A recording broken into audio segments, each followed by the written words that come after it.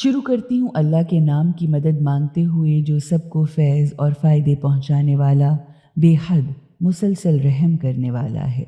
اللہ کی تسبیح کرتی ہے ہر وہ چیز جو زمین اور آسمان میں ہے، اور یہ کہ وہی زبردست طاقت والا، عزت والا اور بڑی سوجھ بوجھ کے ساتھ گہری مصلحتوں کے مطابق بالکل ٹھیک ٹھیک کام کرنے والا ہے۔ زمین اور آسمانوں کی سلطنت اسی کے لیے ہے، یعنی وہی زمین اور آسمانوں کی سلطنت کا مالک ہے، وہی زندگی بخشتا ہے اور موت دیتا ہے، اور وہ ہر چیز پر قدرت رکھنے والا ہے۔ وہ اول بھی ہے اور آخر بھی، ظاہر بھی ہے اور چھپا ہوا بھی، اور وہ ہر چیز کا پورا پورا علم رکھنے والا ہے۔ وہی ہے جس نے آسمانوں اور زمین کو 6 دنوں میں پیدا کیا اور پھر تخت شاہی یعنی عرش پر متمکن ہو گیا، یعنی اس کی حکومت کائنات پر جاری و ساری ہوئی۔ وہ اسے بھی جانتا ہے جو زمین کے اندر جاتا ہے، اور اسے بھی کہ جو زمین سے نکلتا ہے، اسے بھی جو کچھ آسمان سے اترتا ہے، اور اسے بھی جو آسمان کی طرف چڑھتا ہے۔ وہ تمہارے ساتھ ساتھ ہے جہاں کہیں بھی تم ہو، یعنی کسی جگہ تم اس کے علم و قدرت، حکومت، تدبیر اور انتقام سے باہر نہیں ہو سکتے۔ تم جو کام بھی کرتے ہو اللہ اسے خوب اچھی طرح سے دیکھ رہا ہے، اور آسمانوں اور زمین کی سلطنت اسی کے لیے ہے، اور تمام معاملات فیصلوں کے لیے اسی کی طرف لوٹائے جاتے ہیں۔ وہی رات کو دن میں اور دن کو رات میں داخل کرتا ہے، اور دلوں اور سینوں کے اندر کے رازوں تک کو خوب اچھی طرح سے جانتا ہے۔ اس لیے اللہ اور رسول کو دل سے مانو، اور اس مال میں سے خیرات کرو جس کا دوسروں کے بعد خدا نے تمہیں مالک بنایا ہے۔ تو جو لوگ تم میں سے ایمان لائیں گے، یعنی خدا و رسول کو دل سے مانیں گے اور خیرات کریں گے، تو ان کے لیے بہت بڑا اجر ہے۔ آخر تمہیں کیا ہو گیا ہے کہ تم اللہ پر ایمان ہی نہیں لاتے، حالانکہ رسول تمہیں پالنے والے مالک پر ایمان لانے کی طرف بلا رہے ہیں، اور وہ تم سے عہد بھی لے چکے ہیں۔ اگر تم واقعی ماننے والے ہو، وہی اللہ تو ہے جو اپنے خاص بندے پر صاف صاف کھلی ہوئی واضح آیتیں اتارتا ہے، تاکہ تمہیں کفر، گمراہی اور برائیوں کے اندھیروں سے نکال کر ہدایت، ایمان اور عمل صالح کی روشنی میں لے آئے۔ اور حقیقتاً وہ تم پر نہایت شفیق، مہربان اور مسلسل رحم کرنے والا ہے۔ آخر تمہیں کیا ہو گیا ہے کہ تم اللہ کی راہ میں خرچ ہی نہیں کرتے، حالانکہ زمین اور آسمان سب آخر میں اللہ ہی کے رہ جائیں گے۔ تم میں سے جو لوگ فتح مکے کے بعد خیرات اور جہاد کریں گے، وہ کبھی ان لوگوں کے برابر نہیں ہو سکتے جنہوں نے فتح مکہ سے پہلے خیرات کی اور جہاد کیا۔ ان کا درجہ فتح کے بعد خیرات اور جہاد کرنے والوں سے کہیں بڑا اور بڑھ کر ہے۔ یوں تو خدا نے بھلائی کا وعدہ تو سب ہی سے کر رکھا ہے، یعنی یوں تو دونوں اجر کے مستحق ہیں، لیکن فتح سے پہلے خیرات اور جہاد کرنے والوں کا مرتبہ کہیں زیادہ ہے۔ اور جو کچھ بھی تم کرتے ہو اللہ اسے خوب اچھی طرح سے جانتا ہے۔ کون ہے جو اللہ کو اچھا قرضہ دے تاکہ اللہ اسے کئی گنا بڑھاتا چلا جائے، اور اس کے لیے بہت عزت والا پسندیدہ اجر بھی ہو۔ جس دن تم مومن مردوں اور عورتوں کو دیکھو گے کہ ان کا نور ان کے آگے آگے بھی ہوگا اور ان کے دائیں طرف بھی دوڑ رہا ہوگا، کیونکہ وہاں مومنین کا ایمان اور عمل نور میں تبدیل ہو جائے گا، اور ان کی شخصیتیں جگمگا اٹھیں گی۔ ان سے کہا جائے گا، تمہیں آج یہ جنت کے سرسبز و شاداب گھنے باغات مبارک ہوں، جن کے نیچے نہریں رواں دواں ہیں، جن میں وہ ہمیشہ ہمیشہ رہیں گے۔ یہی بہت بڑی کامیابی ہے۔ اس دن منافق مرد اور عورتیں ان لوگوں سے کہیں گے جو خدا و رسول کو دل سے مانتے تھے کہ ذرا ہماری طرف بھی دیکھ لو، یعنی ذرا ہمارا انتظار کر لو تاکہ ہم بھی تمہارے نور سے کچھ فائدہ اٹھا لیں۔ تو ان سے کہا جائے گا، واپس جاؤ، پیچھے ہٹو، کوئی اور نور ڈھونڈو۔ پھر ان کے درمیان ایک دیوار کھڑی کر دی جائے گی جس میں ایک دروازہ ہوگا، اس دروازے کے اندر تو رحمت ہی رحمت ہوگی اور اس کے باہر عذاب ہی عذاب۔ وہ مومنوں کو پکار پکار کر کہیں گے، کیا ہم تمہارے ساتھ نہ تھے؟ مومن جواب دیں گے، ہاں تھے، لیکن تم نے اپنے آپ کو خود گمراہی میں ڈالے رکھا تھا۔ تم نتیجہ نکلنے کے انتظار میں ٹھہرے رہے، یعنی ایمان نہ لانے، اور یہی انتظار کرتے رہے کہ دیکھیں ایمان لانے میں دنیاوی فائدہ ہوتا ہے یا کافر رہنے میں۔ تو تم شک و شبہ میں پڑے رہے۔ جھوٹی توقعات، امیدیں اور آسرے تمہیں دھوکہ دیتے رہتے تھے، یہاں تک کہ اللہ کی طرف کا حکم اور فیصلہ آ گیا، یعنی تمہاری موت آ گئی، اسلام کا غلبہ ہو گیا۔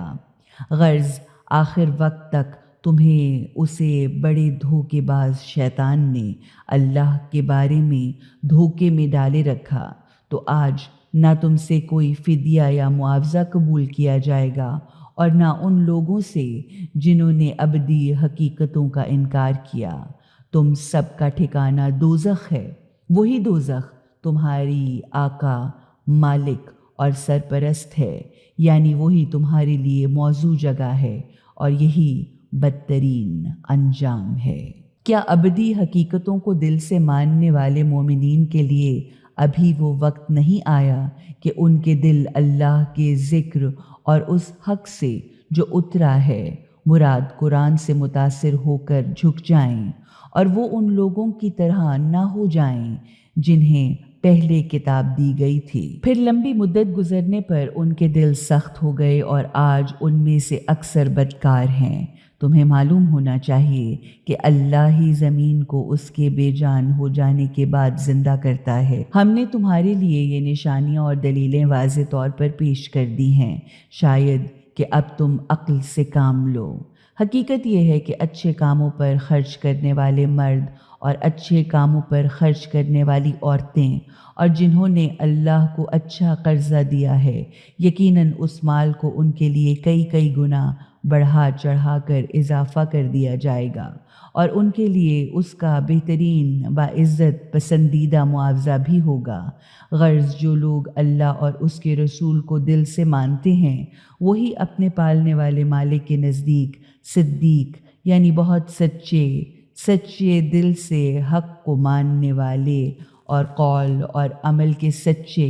اور شہید یعنی حق کے گواہ ہیں۔ ان کے لیے ان کا اجر و معاوضہ بھی ہے اور ان کا نور بھی، یعنی ان میں سے جو جس مرتبے کا سچا اور حق کا گواہ ہوگا اسی درجے کا معاوضہ اور نور اس کو ملے گا۔ اور جن لوگوں نے ابدی حقیقتوں کا انکار کیا یا کفر کیا اور ہماری آیتوں اور دلیلوں، باتوں اور نشانیوں کو جھٹلایا تو وہی لوگ جہنمی ہیں۔ خوب جان لو، یعنی تمہیں معلوم ہونا چاہیے کہ یہ دنیا کی زندگی اس کے سوا کچھ نہیں، کہ یہ ایک کھیل کود اور تماشا ہے اور دل لگی ہے، بناؤ سنگھار یا ظاہری ٹپ ٹاپ ہے، آپس میں ایک دوسرے پر اترانا، فخر کرنا ہے اور ایک دوسرے سے مال اور اولاد میں بڑھ جانے کی کوشش کرنا ہے۔ اس زندگی کی مثال تو بس ایسی ہے جیسے بارش ہو اور اس سے پیدا ہونے والی نباتات کو دیکھ کر کسان خوش ہو جائے، پھر وہی کھیتی پک جائے اور پھر دیکھتے دیکھتے وہ کھیت خشک ہو کر پیلا ہونے لگے، پھر وہ سوکھ کر چورا چورا ہو جائے یا بھس بن کر رہ جائے۔ اس کے برعکس آخرت کی زندگی وہ جگہ ہے جہاں کچھ لوگوں کے لیے تو سخت سزا ہے اور کچھ لوگوں کے لیے اللہ کی معافی بھی ہے اور اس کی خوشنودی بھی، جبکہ دنیا کی زندگی دھوکے کے سامان کے سوا اور کچھ نہیں۔ اس لیے دوڑو اور ایک دوسرے سے آگے بڑھنے کی کوشش کرو اپنے پالنے والے مالک کی معافی، رحمت اور جنت کی طرف، جس کی چوڑائی وسعت آسمان اور زمین کی چوڑائی اور وسعت کے برابر ہے، یعنی بے انتہا وسیع ہے، جو ان کے لیے تیار کی گئی ہے جو اللہ اور اس کے رسولوں کو دل سے مانے۔ یہ اللہ کا فضل و کرم ہے، وہ جسے چاہتا ہے عطا فرماتا ہے، اور اللہ بہت بڑے فضل و کرم والا ہے۔ کوئی مصیبت ایسی نہیں جو زمین پر یا تمہاری جان پر اترے اور ہم نے اس کو پیدا کرنے سے پہلے ہی ایک کتاب میں نہ لکھ رکھا ہو۔ یقیناً یہ بات اللہ کے لیے بہت آسان ہے۔ یہ سب اس لیے کیا ہے تاکہ تم اس چیز پر جو تمہارے ہاتھ سے نکل جائے بے حد افسوس نہ کرو، اور جو کچھ تمہاری طرف آئے اس پر پھول نہ جاؤ۔ اللہ کسی اترانے والے، اپنے کو بڑی چیز سمجھنے والے اور فخر کرنے والے شیخی باز کو پسند نہیں کرتا، جو خود بھی کنجوسی سے کام لیتے ہیں اور لوگوں کو بھی کنجوسی پر آمادہ کرتے ہیں۔ اب جو بھی حق سے منہ موڑے تو اللہ کو بھی اس کی کوئی پرواہ نہیں، یعنی خدا کی کوئی حاجت لوگوں سے اٹکی ہوئی نہیں، اور خدا ہر تعریف کا حقدار ہے، اس لیے اس کے ہاں اچھی صفات رکھنے والے لوگ ہی مقبول ہو سکتے ہیں۔ ہم نے اپنے پیغمبروں کو صاف کھلی روشن اور واضح دلیلوں، نشانیوں اور ہدایتوں کے ساتھ بھیجا، اور ان کے ساتھ کتاب یعنی قانون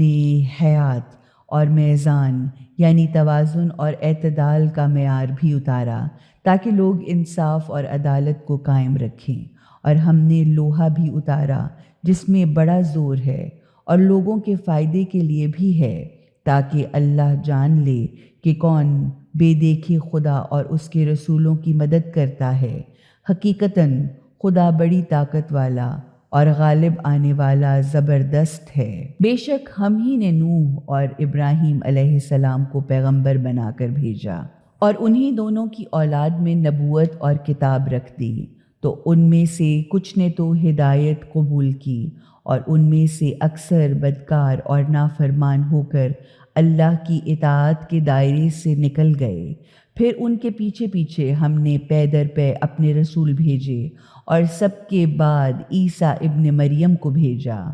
انہیں ہم نے انجیل عطا کی، اور جن لوگوں نے ان کی پیروی کی ان کے دلوں میں بھی ہم نے ہمدردی کرنا، ترس کھانا، رحم کرنا، لوگوں کی مدد کرنا، ملنساری اور مہربانی رکھ دی۔ اور رہبانیت یعنی دنیا کے فتنوں اور اپنے نفس کی کمزوریوں سے ڈر کر دنیا کی عملی زندگی کو چھوڑ دینا، اور جنگلوں پہاڑوں میں جا بیٹھنے کو انہوں نے خود ایجاد کیا، ہم نے اسے ان پر فرض نہیں کیا، مگر اللہ کی خوشی کے حاصل کرنے کی طلب میں انہوں نے اپنے آپ یہ بدعت پیدا کی، یا جبکہ ان میں اللہ کو خوش کرنے کی طلب رہنا چاہیے تھی، پھر انہوں نے اس رہبانیت کی پابندی کا بھی جو حق تھا اس کا پورا خیال نہ رکھا، یعنی دوہری غلطی کی۔ ایک تو خود اپنے اوپر سخت پابندیاں عائد کیں، پھر ان پابندیوں کو بھی پورا نہ کیا، پس ہم نے ان لوگوں کو جو دل سے ایمان لائے تھے ان کا معاوضہ عطا کیا، مگر ان میں کہ زیادہ تر لوگ بد کردار اور بد اعمال ہیں۔ اے وہ لوگو جو ابدی حقیقتوں کو دل سے مانتے ہو، اللہ سے ڈرو اور اس کے رسول محمد صلی اللہ علیہ وآلہ وسلم پر ایمان لاؤ، یعنی تم فقط زبان سے نبوت کا اقرار نہ کرو بلکہ سچے دل سے ایمان لاؤ اور ان کی پیروی کرو، یا